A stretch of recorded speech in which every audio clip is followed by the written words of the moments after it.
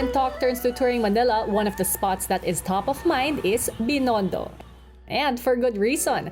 Binondo, also known as Manila's Chinatown, has been a center of trade and commerce since its establishment in 1594.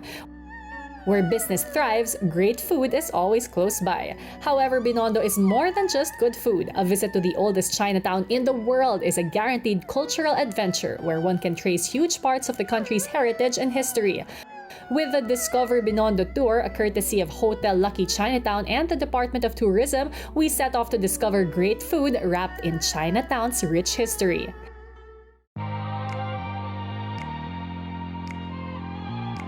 The Binondo Church is perhaps the best-known Binondo landmark. Formerly known as the Minor Basilica and National Shrine of Saint Lorenzo Ruiz, it honors the first Filipino saint, San Lorenzo Ruiz, who is also Filipino-Chinese. Welcome to Binondo Church, one of the stops here in the Binondo food crawl. The church was built in 1596 and the center of Catholic faith here in Manila, Chinatown. For our first serving of Chinese food, we headed off to Dongbei Dumplings. This restaurant is relatively new compared to some of the famous Binondo stops, but their dumpling recipe comes straight from the Dongbei region in China, and it has easily made the restaurant a crowd favorite. One of the highlight stops of Binondo food crawl is Dongbei Dumpling, and you must try their kuchay dumplings. A trip to Binondo won't be complete with some pasalubong shopping at Ongpin.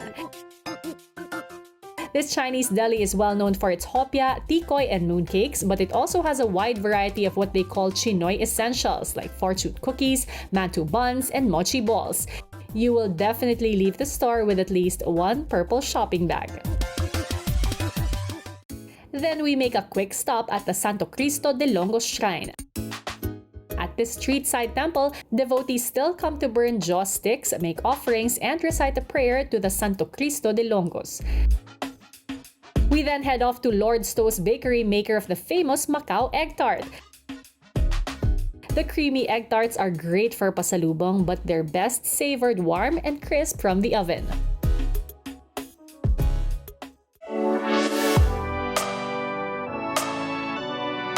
What's a trip to Chinatown without some siopao? Next stop was the famous Shanghai fried siopao. Their shop is as simple as their fried siopao is good, and both Binondo locals and tourists alike have kept their businesses so busy, you get your bun warm and fresh and not out of a warmer.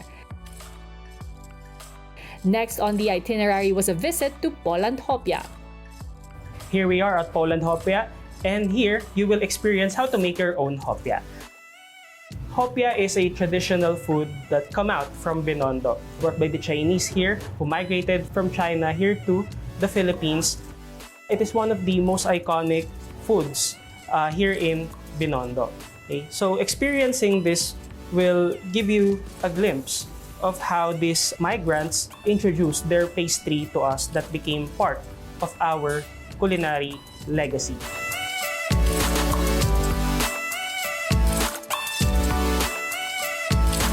New Poheng Lumpia House is Binondo's famous fresh lumpia. We got a taste of their huge Chinese-style lumpia sariwa loaded with crisp vegetables, finely chopped garlic, and sugary crunchy peanuts that's freshly prepared right in front of you. We then visit the Phoenix Dragon Feng Shui store for a flavor of Chinese culture.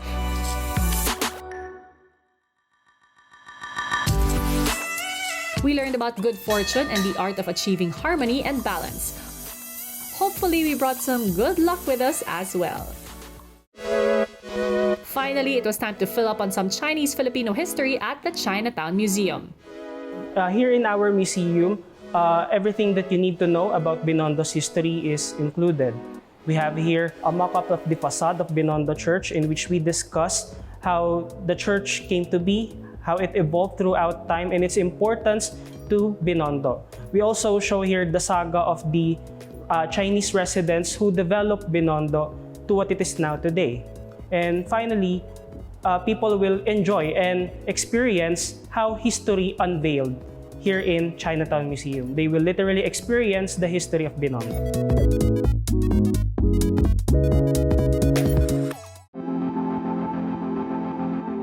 We end the tour with lunch at Hotel Lucky Chinatown. So basically, Hotel Lucky Chinatown is located at the heart of Binondo. We have 93 forward-looking rooms to offer. At the same time, we have the highest grand ballroom here in the Chinatown area. We offer 350 capacity for all of your events and social gatherings here in our location. The hotel nicely blends old Manila charm with its modern amenities, making it your perfect home base for an immersive Manila tour, which they can organize for you. Binondo is known for its, of course, food. So why not experience that famous identity of Binondo while you're checked in at Hotel Lucky Chinatown? It's the best way to experience Binondo in doing this gastronomical adventure by joining the Binondo food crawl or Discover Binondo tour of Hotel Lucky Chinatown.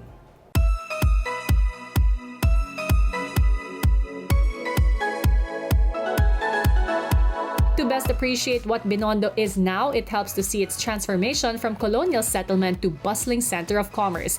And to appreciate its part in Philippine history, it pays to enjoy what Binondo has to offer, past, present, and future. Discover Binondo's history, heritage, and culture, and yes, that comes with a hearty serving of great food. It's not really a store. I'm doing a disservice to the brand in the stores if I call it a store or showroom. Every time I step in, it's just this amusement park of home items. Right. So I always call it my playground.